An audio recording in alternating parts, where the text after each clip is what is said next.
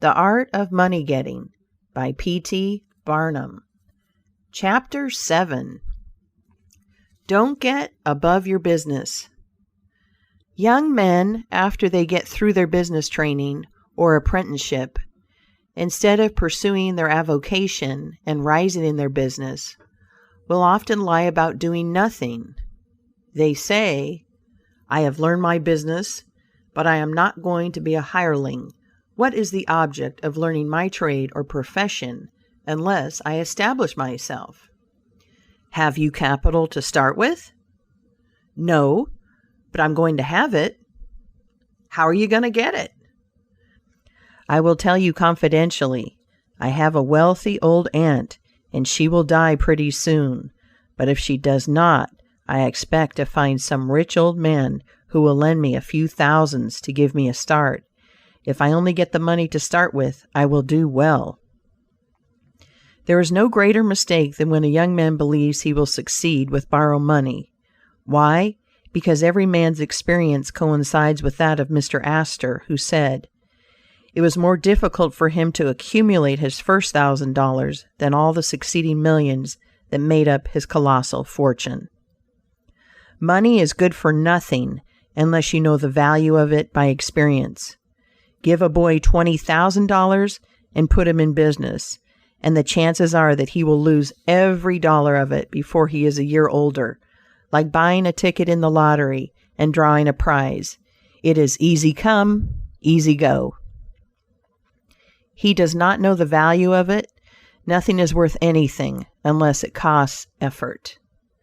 Without self-denial and economy, patience and perseverance, and commencing with capital which you have not earned, you are not sure to succeed in accumulating.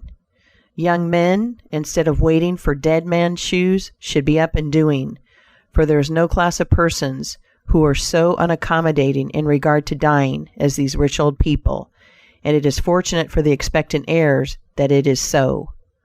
9 out of 10 of the rich men of our country today started out in life as poor boys, with determined wills, industry, perseverance, economy, and good habits.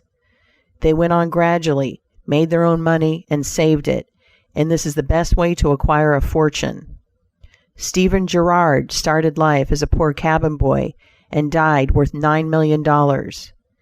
A.T. Stewart was a poor Irish boy, and he paid taxes on $1.5 million of income per year.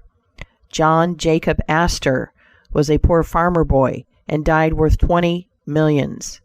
Cornelius Vanderbilt began life rowing a boat from Staten Island to New York. He presented our government with a steamship worth $1 million and died worth 50 million. There is no royal road to learning, says the proverb. I may say it is equally true. There is no royal road to wealth, but I think there is a royal road to both. The road to learning is a royal one, the road that enables the student to expand his intellect and add every day to his stock of knowledge, until in the pleasant process of intellectual growth he is able to solve the most profound problems, to count the stars, to analyze every atom of the globe, and to measure the firmament that is a regal highway, and it is the only road worth traveling. So, in regard to wealth, go on in confidence, study the rules, and above all things, study human nature, for the proper study of mankind is man, and you will find that while expanding the intellect and the muscles, your enlarged experience will enable you every day to accumulate more and more principle, which will increase itself by interest and otherwise, until you arrive at a state of independence. You will find, as a general thing, that the poor boys get rich and the rich boys get poor. For instance, a rich man at his decease leaves a large estate to his family. His eldest sons, who have helped him earn his fortune, know by experience the value of money, and they take their inheritance and add to it. The separate portions of the young children are placed at interest, and the little fellows are patted on the head and told a dozen times a day, "You are rich. You will never have to work. You can always have whatever you wish, for you were born with a golden spoon in your mouth." The young heir soon finds out what that means. He has the finest dresses and playthings. He is crammed with sugar candies and almost killed with kindness. And he passes from school to school, petted and flattered. He becomes arrogant and self-conceited, abuses his teachers, and carries everything with a high hand. He knows nothing of the real value of money, having never earned any, but he knows all about the golden spoon business. At college, he invites his poor fellow students to his room, where he wines and dines them. He is cajoled and caressed, and called a glorious good fellow, because he is so lavish of his money. He gives his game suppers, drives his fast horses, invites his chums to fetes and parties, determined to have lots of good times. He spends the night in frolics and debauchery, and leads off his companions with the familiar song, "We won't go home till morning." He gets them to join him in pulling down signs, taking gates from their hinges, and throwing them into backyards and horse ponds. If the police arrest them, he knocks them down, is taken to the lockup, and joyfully foots the bills. "Ah, my boys," he cries, "what is the use of being rich if you can't enjoy yourself?" He might more truly say, if you can't make a fool of yourself, but he is fast, hates slow things, and doesn't see it. Young men loaded down with other people's money are almost sure to lose all they inherit, and they acquire all sorts of bad habits which, in the majority of cases, ruin them in health, purse, and character. In this country, one generation follows another, and the poor of today are rich in the next generation or the third. Their experience leads them on, and they become rich, and they leave vast riches to their young children.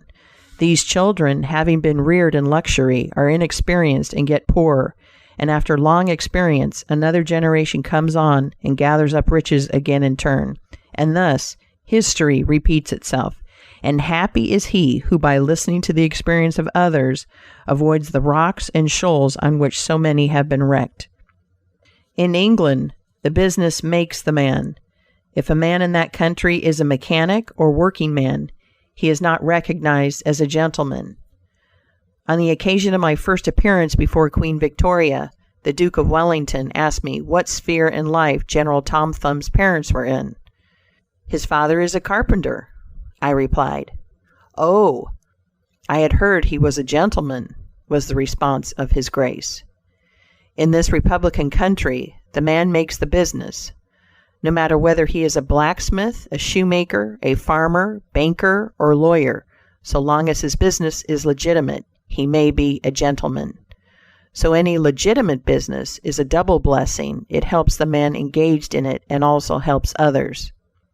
The farmer supports his own family, but he also benefits the merchant or mechanic who needs the products of his farm. The tailor not only makes a living by his trade, but he also benefits the farmer, the clergyman, and others who cannot make their own clothing. But all these classes often may be gentlemen. The great ambition should be to excel all others engaged in the same occupation. The college student who was about graduating said to an old lawyer, "I have not yet decided which profession I will follow. Is your profession full?"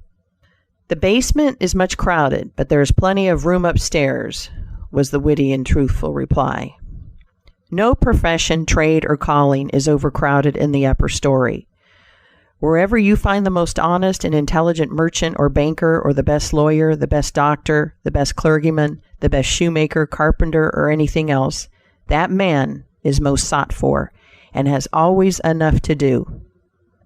As a nation, Americans are too superficial. They are striving to get rich quickly. They do not generally do their business as substantially and thoroughly as they should. But whoever excels all others in his own line, if his habits are good and his integrity undoubted, cannot fail to secure abundant patronage, and the wealth that naturally follows. Let your motto, then, always be excelsior, for by living up to it there is no such word as fail.